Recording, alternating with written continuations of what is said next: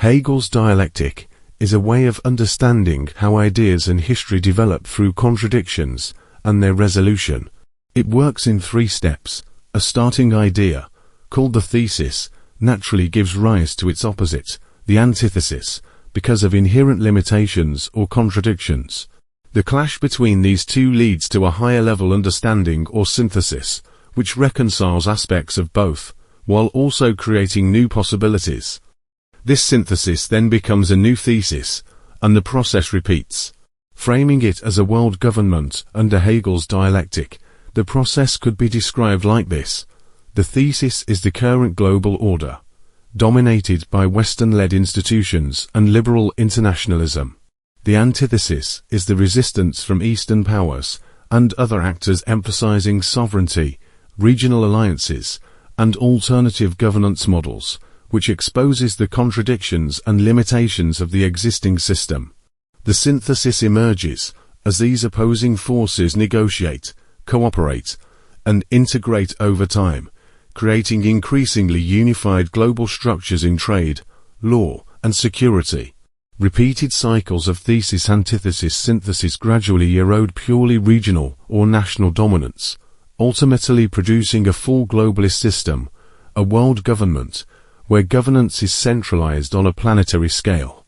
International organizations like the United Nations and its agencies, for example the United Nations Population Fund and World Health Organization, focus on creating conditions that naturally lead to smaller family sizes over time. By using healthcare, vaccinations, contraception, and education, especially for women, families are led to believe their children will survive and thrive. As a result, parents often voluntarily choose to have fewer children. These programs influence population growth indirectly, using controlled education rather than any force measures. They aim to give people the tools and knowledge to make informed reproductive choices, which over generations naturally stabilizes or slows population growth. Behavioral science techniques, such as nudging, are used to support goals. Nudges are subtle ways to influence decisions without coercion, for example, default enrollment in health programs, reminders about vaccination, or information campaigns that make healthy or smaller family choices easier. In principle, these methods fit within the indirect, non-coercive framework because they guide behavior without forcing it. In contrast, war reduces population through both direct and indirect effects, with the scale of reduction depending on the intensity and duration of the conflict.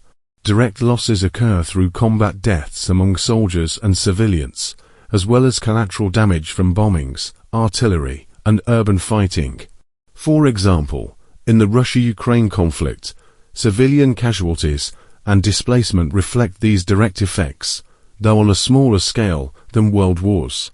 Indirect population loss arises from displacement and migration, exposing people to poor living conditions, limited food, and disease, as well as disruptions to healthcare systems that increase mortality from preventable illnesses.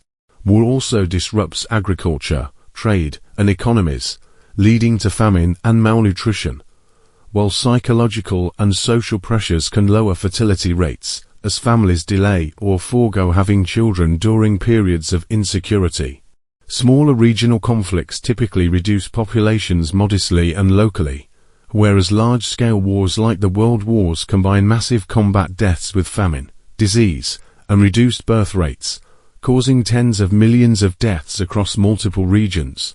In geopolitical struggles framed as West versus East, prolonged mobilization, total war strategies, and targeting of infrastructure amplify both immediate casualties and long-term demographic consequences.